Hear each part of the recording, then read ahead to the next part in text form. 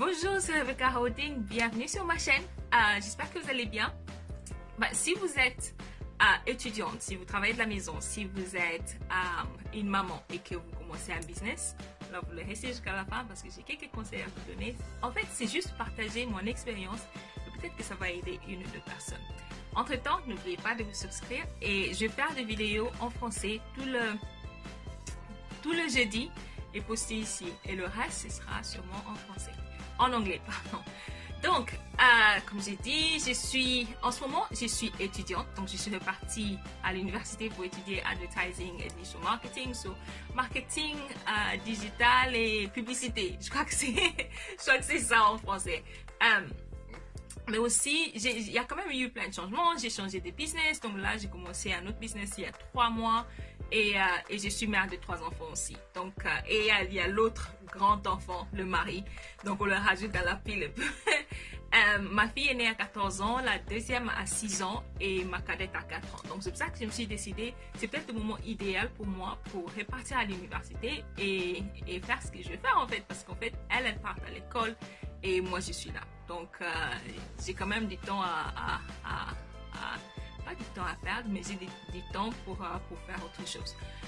Donc, le business, si vous venez juste de commencer un business ou si vous y êtes déjà et vous avez du mal à vous organiser ou vous avez du mal à vous retrouver, parce que ça peut être frustrant, surtout dans le marketing de réseau. Si on a commencé il y a 6 mois et on s'attendait à des résultats qui n'arrivent pas pour une raison ou une autre, moi, je commence toujours par le fait que le moment où on commence à s'organiser effectivement, quand on commence vraiment à s'organiser et les résultats vont commencer à être un peu plus évidents. Okay? Le matin, par exemple, en ce moment, mes filles, elles partent à l'école tous les jours. Donc, du coup, ma fille est née, elle a 14 ans, elle passe devant l'école. Donc, il y a des fois où elle dépose les filles à l'école. Mais il y a des moments, j'ai choisi cette mode de vie pour travailler à la maison parce que je voulais être la maman qui amène ses enfants à l'école. Donc, j'ai fait quand même de mon mieux pour déposer les petites filles à l'école pratiquement tous les jours. Autant que je peux. J'ai cours, par exemple, j'ai cours 3 jours par semaine. Donc, j'ai lundi, mardi et jeudi et je vais à l'université. Les autres jours, je suis à la maison, donc je travaille à la maison. Ce que j'ai fait, en fait, je choisis déjà un endroit. Ce qui est important, c'est déjà de choisir un endroit où on va travailler. Si on travaille du lit, j'ai toujours dit, quand je travaille du lit et que j'ai mes jambes au lit comme ça, j'ai du mal, pas seulement que j'ai du mal à travailler, j'ai du mal à me concentrer. Je peux vraiment avoir une bonne journée où je sens que j'ai vendu aussi, mais c'est différent si on se met sur le lit parce qu'on n'a pas d'espace où on veut passer sa journée au lit. On se met au lit, on se retourne et les pieds touchent le sol. Quand les pieds touchent le sol, on a vraiment l'impression qu'on est réveillé et on n'est pas tenté à vouloir s'endormir. Tu sais pas si, en tout cas, moi, ça m'arrive souvent. Donc, du coup, j'ai arrêté de travailler de mon lit. Donc, si je travaille, sauf si c'est vraiment pas essentiel que je sois debout ou que je me sens pas bien. Dans ce cas, j'ai mon ordinateur, j'ai mes livres, j'ai tout. Et voilà. Donc, il y a ça. Décidez déjà, si vous avez des enfants, par exemple, et que si vos enfants, ils vous voient travailler au même endroit tous les jours, à chaque fois que vous allez vous asseoir à cet endroit, vos enfants vont comprendre que maman, elle travaille. C'est un peu un système de conditionnement, si if it makes sense. Donc, déjà, il faut déjà m'excuser parce qu'il y aura sûrement des mots en anglais, c'est juste force habitude. Voilà, donc, vos enfants, ils vont comprendre que si maman est assise là-bas, ça veut dire qu'elle travaille. Par contre, si aujourd'hui vous êtes à gauche, demain vous êtes à droite, l'autre jour vous asseyez sur le canapé pour travailler, il faut vraiment juste dédier 2 ou 3, ça dépend des heures que vous avez par semaine. Si vous avez 15 heures libres par semaine, dans ce cas, vraiment partagez les heures de façon dont vos enfants, ils savent que maman elle travaille de 16h à 18h. Et après, vous vous arrêtez pour aller vous occuper de vos enfants. Parce qu'il se passe aussi avec les enfants, si vous n'avez pas de temps pour eux, ils vont sûrement trouver un moyen de disturb, de vous déranger quand vous êtes le plus occupé. Si vous remarquez, à chaque fois que vous êtes au téléphone, à chaque fois que vous prenez un téléphone, l'enfant il commence à demander your attention. Parce que c'est les enfants. Mais si vous le rendez fun pour eux, ils vont pas vous déranger autant. En ce moment, d'habitude, je travaille de mon bureau. Si vous regardez mes autres vidéos, je travaille de mon bureau, de la maison. Mais en ce moment, avec les cours, j'ai compris que comme il y a tellement à faire, les après-midi, disons par exemple mercredi ou vendredi quand je suis à la maison, j'ai tellement à faire. J'ai dit, si je mets au bureau, les enfants ne vont pas monter. Elles vont venir 2 secondes, elles repartent. Elles viennent pour un bisou, 2 secondes, elles repartent. Mais par contre, j'ai décidé de travailler de ma salle à manger en bas. Donc, parce que la table est déjà grande, si je mets mes affaires dans un coin, elles savent que là, c'est le coin de maman. Et elle se met de l'autre côté. Donc, du coup, quand elles reviennent de l'école, c'est plus facile pour elles de s'asseoir de l'autre côté et on fait des devoirs ensemble. Donc, on ne rate vraiment pas du temps ensemble. Donc, il y a ça. Deuxièmement, je ne compte même plus parce que je suis déjà perdue, je n'ai pas pris de notes. Acheter un diary et un agenda.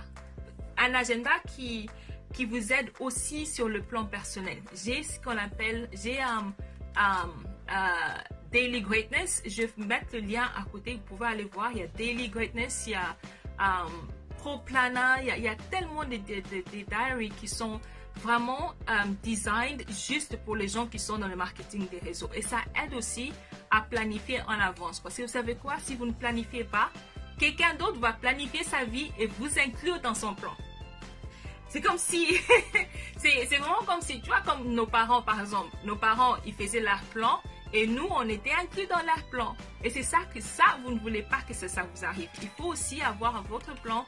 Disons que cette semaine, je veux faire ceci, je veux faire cela. Dans un mois, je voudrais accomplir ceci, je voudrais accomplir cela. Dans 3 mois, je veux faire ceci. Et donc, tant qu'on a un plan, on sait où on veut aller, on a un goal, on a un but. On s'est dit, je vais faire ceci, je vais accomplir ceci, je vais faire ceci. C'est plus facile à arriver. C'est comme quand on va, si je me dis, ah tiens, je vais conduire à Paris. J'ai jamais été à Paris, mais je sais que je vais arriver à Paris. En ce moment, on a de GPS, on a des maps dans nos phones, on a Waze, on a tout ça. Dans le temps, ils avaient des maps. Donc, on a toujours, et peut-être pas dans le temps, ils avaient peut-être pas de maps, mais vous voyez un peu ce que je veux dire. Donc, on sait, on choisit une direction et on sait où on va aller. Si vous voulez aller à Paris et vous n'avez pas de direction, vous allez vous retrouver en Belgique, si j'ai conduit de l'Angleterre. Je vais sûrement me retrouver en Angleterre, en Belgique, parce que la A16 ou A1 ou whatever, et soit il vous amène vers Paris, soit il vous amène vers Bruxelles. Donc du coup, si vous savez où vous voulez aller, planifiez en avance, mettez un but, parce que le but c'est aussi savoir un peu le mesurer. Vous n'allez pas vous dire, tiens, j'ai commencé un business aujourd'hui, aujourd'hui c'est jeudi, demain je vais être millionnaire quoi, sauf si on va jouer à la loterie ou par miracle. Mais tant qu'on sait les activités qu'on va apprendre, ok, je vais pouvoir dans mon my line of business, dans mon business, on a de goals. Enfin, si je me dis d'ici fin mars, je voudrais être area manager. D'ici fin mars, je voudrais être directrice. Il faut savoir ce qu'il faut faire pour arriver au point d'être directrice. Alors, qu'est-ce qu'il faut? Combien je dois vendre? Combien de personnes je dois ramener dans mon business? Combien de personnes je dois aider à aussi commencer leur business? Tant qu'on sait ce qu'on a à faire, c'est plus facile à y arriver. L'autre chose, c'est faire une liste le night before. La nuit avant. Comme hier, voilà. Hier soir, j'ai fait une liste. Donc, je sais qu'aujourd'hui, quand je me réveille le matin, bon, je ne savais pas que j'allais couper mes cheveux tout court avec un ciseau sur Facebook. Mais ça, c'était juste un prompt. On a toujours des moments comme ça. Mais je savais que ce matin, quand je me réveille, je vais préparer les enfants. Donc, j'ai de 7h à 9h, c'est le moment pour moi et mes enfants. À 10h, j'ai rendez-vous au téléphone, ce que j'ai fait. À 11h, je dois me retrouver au magasin. À 12h, j'aimerais appeler 2 ou 3 clients. À 15h, donc vraiment avoir une liste, mais aussi une liste des tâches. Donc si tu te dis, j'ai appelé 3 personnes à midi, ou même si tu n'as pas d'heure, si tant que tu as, j'ai appelé 3 personnes, je vais me connecter avec 3 personnes, je vais poster sur Facebook ou poster sur Instagram, je vais faire ceci, faire cela. Avoir une liste, ça te permet un peu d'être on top of things, être au-dessus des choses. Je ne sais même pas si ça a un sens ce que je viens de dire, mais bon, je suis sûre que vous comprenez. Donc, ça vous permet et en plus, ce qui est bien, c'est qu'à chaque fois que vous accomplissez une tâche, vous cochez à côté et quelque part dans votre mental ou dans votre tête, vous allez vous dire, ah tiens, j'ai quand même fait ça et j'ai fini. Et à chaque fois que vous faites ça, n'oubliez pas de vous dire, well done. Nous dire bien, comment on dit, bien joué ou, well done you, parce que tu as fini. Parce qu'en fait, quelque part dans notre tête, il y aura personne qui va venir de l'extérieur et venir vous dire, ah tiens Rebecca, ouf, bravo. Tiens Rebecca, bravo, à chaque fois tu as accompli une tâche quand même. Mais si tu le fais pour toi-même, ça donne un sens de... c'est comme si on était accompli, quoi, d'une one way of saying it, d'une manière ou d'une autre.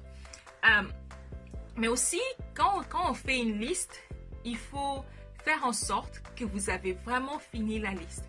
Même si elle est déjà commencée et à chaque fois vous accomplissez, cocher tick ou erase or something, so vous savez que vous avez fini. Parce que si vous ne commencez pas, si c'est une liste que vous avez fait pour mercredi et que vous ne commencez pas la liste, comment vous allez faire pour la liste de jeudi? Donc du coup, vous vous retrouvez en arrière parce qu'il faut faire la liste de mercredi et aussi la liste de jeudi. Ok. L'autre chose avec le business, surtout dans le business de réseau, il y a des erreurs qu'on fait souvent quand on commence, ou si c'est pas quand on commence, c'est peut-être des idées qu'on a dans la tête, ou c'est que la personne qui nous a recrutés ne nous a pas donné assez d'informations. Faites vos recherches, ok? Faites vos recherches dans tout ce que vous faites. Déjà, il faut déjà réaliser que vous avez commencé un business. Ce n'est pas un hobby, ce n'est pas de loisir, ce n'est pas que si je ne travaille pas aujourd'hui, bof. Non, bien sûr que vous travaillez pour vous-même, mais j'essaie de regarder là. Mais il faut être discipliné quand même. Il faudrait savoir que vous avez commencé un business, il faut quand même investir dans ces business. Si ce n'est pas investir avec les temps, déjà, on est obligé d'investir avec les temps. Il faudrait aussi investir avec de l'argent dans mon business. Je vends de maquillage, je vends de soins de visage, je vends de produits pour nutrition, bébé, cheveux, tout ça. Quand j'ai commencé, la première chose que j'ai fait, c'est acheter des produits pour moi-même.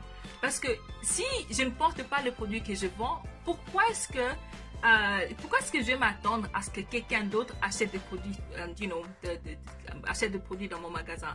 Ça n'a aucun sens, mais aussi, c'est comme si vous ouvrez un magasin, ok? Vous ouvrez un magasin et le magasin, il est tout vide et vous vous dites, ah non, je vais attendre jusqu'à ce qu'une cliente marche dessus, vienne, entre et puis demande d'acheter un rouge à lèvres. Après, j'allais passer une commande. Oui, c'est bien. Ça dépend en fait de quel genre de business vous êtes. Parce qu'il y a des business où, oui, les clientes, elles peuvent commander en ligne, tout ça. Mais je me dis toujours, s'ils voient ce que vous avez dessus, si vos clientes voient que vous portez le rouge à lèvres, vous avez un bon teint, vous prenez soin de vous, ben ils vont acheter aussi. C'est aussi simple que ça. Donc voilà, je crois que j'ai trop parlé aujourd'hui. Je vais venir et vous donner peut-être d'autres tips, ce que moi j'ai fait pour accomplir ce que j'ai accompli depuis que j'ai commencé. Et si vous trouvez que cette vidéo vous a aidé, n'oubliez pas de commenter, ça va vous poser des questions. Ça va peut-être m'encourager à faire d'autres vidéos comme ça, mais aussi ça me donne un peu ça me donne une idée de ce que ce que vous voulez savoir. Mais voilà, sinon cette vidéo sera tous les jeudis en français et les autres vidéos seront en anglais. Merci beaucoup tout le monde, bon courage avec votre business si vous avez juste commencé Et vraiment pour vous encourager, ce qui est bien avec le marketing de réseau, c'est que c'est le seul industrie, c'est le seul genre de business que vous pouvez commencer sans avoir à investir 10 000 livres. Sans avoir à faire un marketing approfondi, full on marketing, parce que la compagnie pour laquelle la compagnie que vous représentez fait le marketing pour vous déjà. Vous n'avez pas à vous soucier pour votre site web parce que c'est déjà fait pour vous.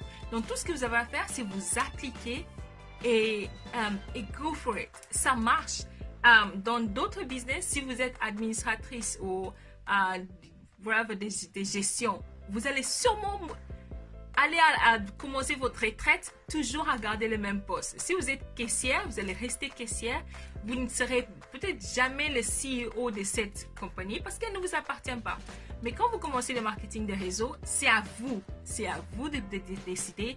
Vous pouvez commencer aujourd'hui, gagner 10 livres par mois. Demain, vous gagnerez 100 livres par mois. Dans un mois, vous gagnerez, je ne sais pas moi, 1000 livres et après, vous gagnerez 10 000. C'est vraiment quitte à vous de vous appliquer, mais aussi d'aimer ce que vous faites. Oh, il y a une chose que je n'ai pas dit, personal development. Lire des livres, c'est vraiment essentiel. Et j'en parlais au prochain, my next video. Thanks guys. Bye bye. À très bientôt.